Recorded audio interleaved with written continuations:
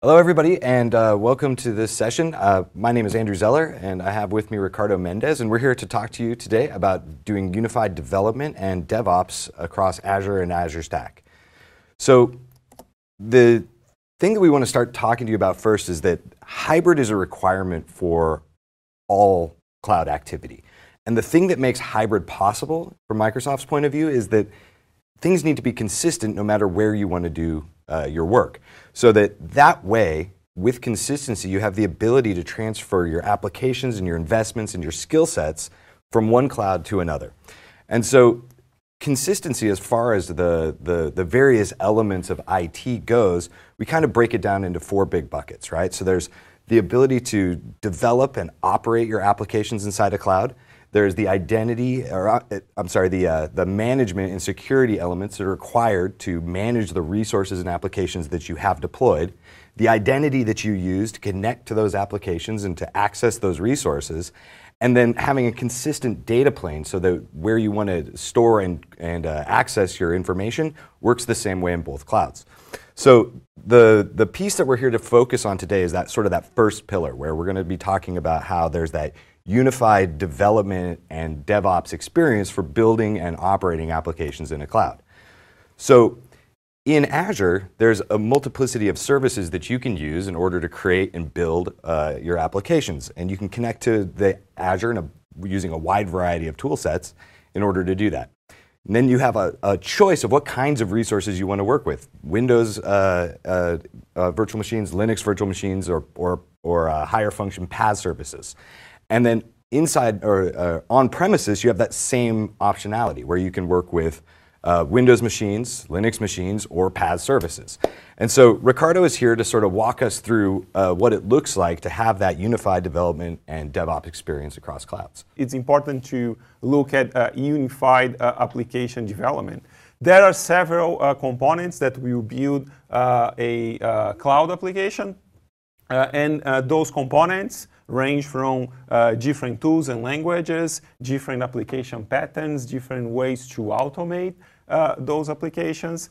And with Azure and Azure Stack, what we can do is we operate in a way that the description, the way that we describe applications are the same that we do in Azure with infrastructure as code. And then deployment of applications follow the same CI/CD operations that you would do in Azure. And for control and management, the same thing. So what Azure and Azure Stack will allow you is to develop, design your application in one way, and then choose the place where you want to deploy based on your business requirements and other factors. And really, this really goes to the idea that cloud is not a place, and it's a model, and the place you choose depending on other factors. So it might help a lot to actually just jump in and look at it. So I know you have a demo that we can take a look at. So what I have on the screen right now is the Azure Stack portal. It's exactly the same look and feel of the Azure portal. Great, so let's switch to Visual Studio at this time. One very important thing to notice is on the left side of the screen, you see that I have a couple of subscriptions. One subscription, it is the Azure Stack subscription. And I have the resources that are tied to that particular subscription. With the same experience, without leaving Visual Studio, I can just go and explore my other subscription that lives in Azure with all the resources. Now, this is one part of the consistency. The other part is, in terms of deploying this application, I have the template we are looking at. So let's see how I can go ahead and deploy this application, in this case a website, to both Azure and Azure Stack. It's pretty simple, and I'm going to create a new deployment. I'm going to go ahead, new deployment. I'm going to choose a different credential, and that credential has a subscription in Azure Stack. The flow to create this deployment is exactly the same one in Azure. I'm going to choose a location, and also notice how the location combo box now is populated with the locations that are available in Azure Stack. So the tooling is aware of the different clouds, and will adapt as needed, and will provide the choices that are applicable for that cloud. Go ahead and choose the resource group location, and then I will just choose deploy. Oh, finally, before I do deploy, same experience on setting my deployment variables. And let's hit deploy. Again, the same flow. Visual Studio will connect to Azure Stack, and we will initiate the creation of a resource group. After the resource group is created, the resource is placed. So you mentioned that there were lots of different reasons that somebody would want to deploy an application in various parameters. You want to switch back to the slide deck and just walk people through what some of those use cases look like for when and why you would want to make those decisions? Yeah. Let's do that, Andy. So over the past 4 or 5 months, I actually met with around 120 customers to discuss how they would use Azure Stack. And from that work, we came with several hybrid use cases. Use cases where customers will very likely be using Azure Stack. And those we can break down in 3 main scenarios. One is disconnected applications. Talk with many customers that want to design, develop, and operate in the same way as they do on the public cloud, but on an environment that may be a oil rig in the middle of the sea, or maybe a mine shaft, completely disconnected environment, right? So that's one very typical use case that we hear from our customers. The other one is regulations. There are different regulations around the world that mandate that some business keep some type of data on-prem. And then, even on that scenario, you can maintain the same process you use to develop and deploy on the public cloud, but on-premise, keeping your data on-premise. And another use case is existing applications. The reality is customers have many existing resources on their data center that they want to leverage when they create a modern apps. So with Azure Stack, you are able to create a modern app as you would create in Azure, and also integrate that with existing assets on the data center. Great. So if we look closely at the disconnected scenarios, one example of that is we may have a fleet of ships in the sea with limited or no connectivity. And then when connectivity is established, we want to upload data to Azure and do aggregate views on top of Azure. So in this scenario, you have disconnected or temporarily connected Azure Stack instances aggregating data to Azure. So I have sort of streams of data coming from each one of those point solutions that are sort of rolling into rivers inside of each Azure Stack that then kind of get sent up into an ocean of data that's happening in the public cloud, and sort of everything, and then everything aggregates up top. That's absolutely correct, Andy. Great. So when we talk about regulations, and you can have multiple Azure Stack deployments in different localities, but using the same map pattern, you can deploy to these different Azure Stack instances. Again, your same application, and then based on your business requirements or regulations, you can target those deployments in different places. And finally, modernizing applications, and there are several times where customers have existing data, maybe residing on databases or mainframes, and you want to get this data maybe on legacy system and legacy systems and modernize that with Azure capabilities like app services, API apps, and things like that.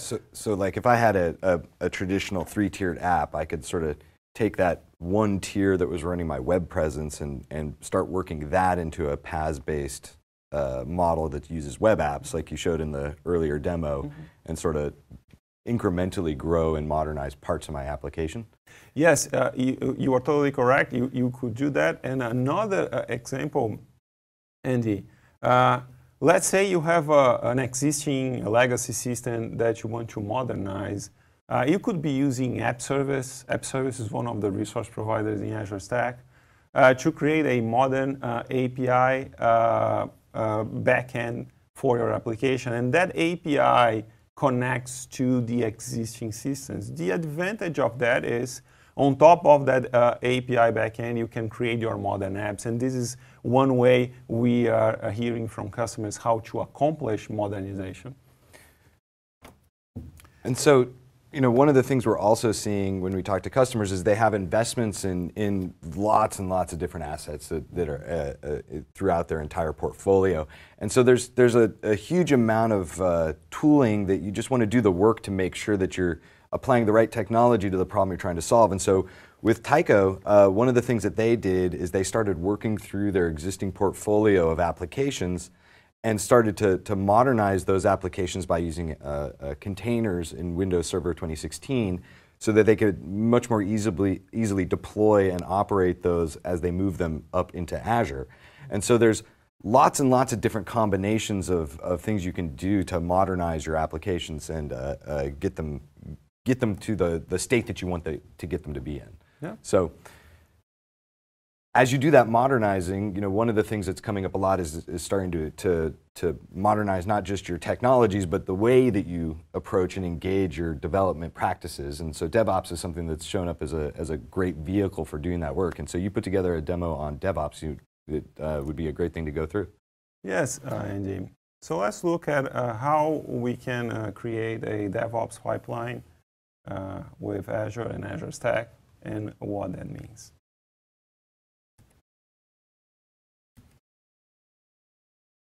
All right.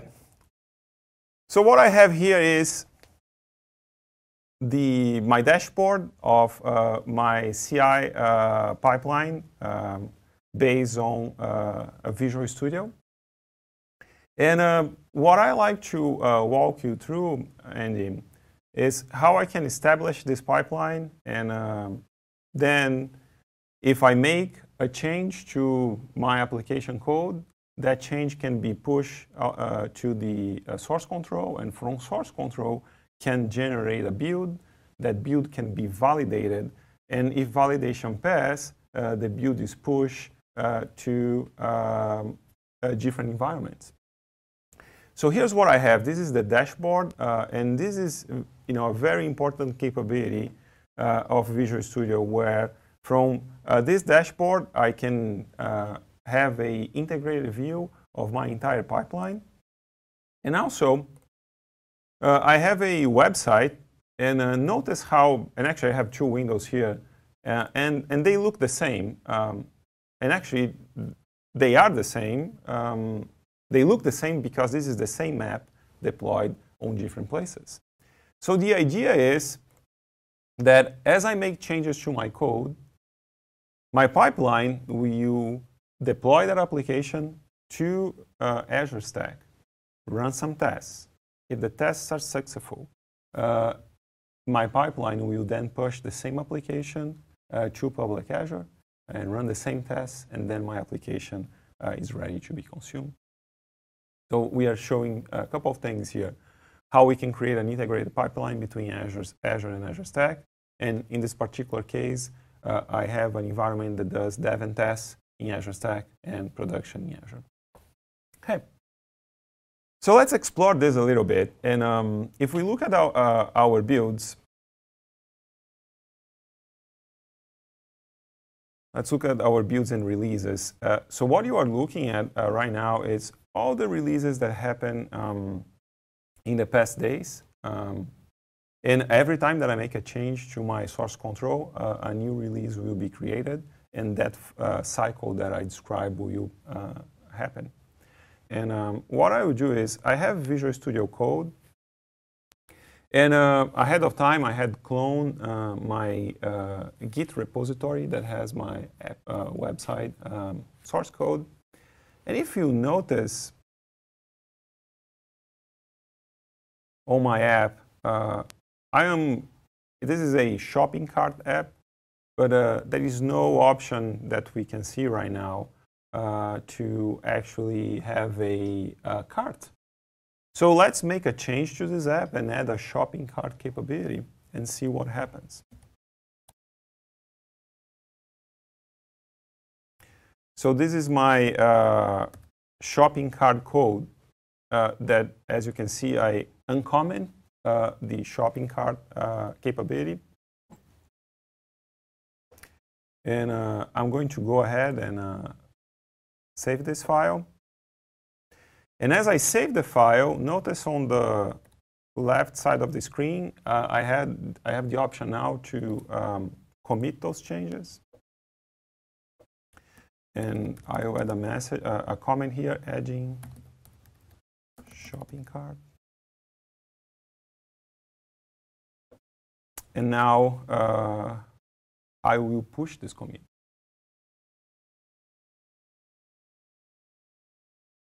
So as I push the commit, what's going to happen is, if we go back to our release definitions, you can see how the last release happened 19 hours ago. But if we go back to the dashboard, notice how the color of the dashboard has changed because I have a release going on right now. And if I click on this release, notice, Andy, how the release is going on, and I have a compilation going on. And after the compilation, the source code, the new app, is pushed to Azure Stack. Here's my shopping cart. But now, in Azure, you see how I'm refreshing the page, and I still have the website without the shopping cart. It's because the website is being refreshed in Azure. So we can keep an eye on the process, and let's refresh this screen here. Make sure that the release target both clouds. Now you see how the release 48 shows green to Azure Stack Cloud, and also shows green to Azure Cloud. So at this point, if I go back to my website in public Azure and refresh this, here's my shopping cart. Awesome. Thanks, Ricardo. Do you want to switch this back to the slide deck? Yeah. All right. So thank you, everybody, for joining us to talk about doing unified development and DevOps across clouds. Thank you, Ricardo, for coming and showing us what that looks like. And hope to talk to you again soon. Thanks.